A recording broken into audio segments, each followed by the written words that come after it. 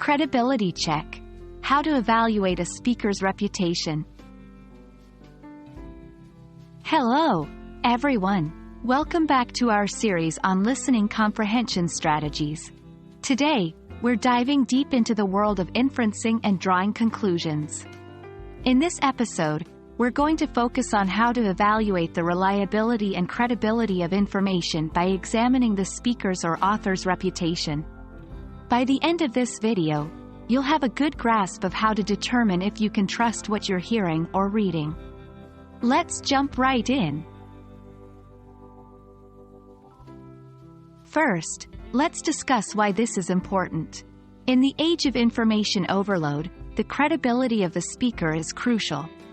The author's or speaker's reputation often influences the reliability and trustworthiness of the information presented. It's your job as a listener or reader to critically evaluate this. You need to become an active learner, not a passive recipient of information. Credible speakers are usually known for their expertise in the subject matter. They are often highly educated or experienced in the field, or they may be respected professionals or researchers. But how can we know that? Watch for credentials, experience, and affiliations.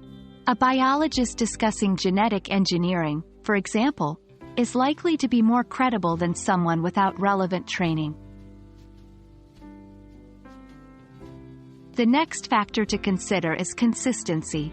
Reliable speakers typically provide consistent information over time.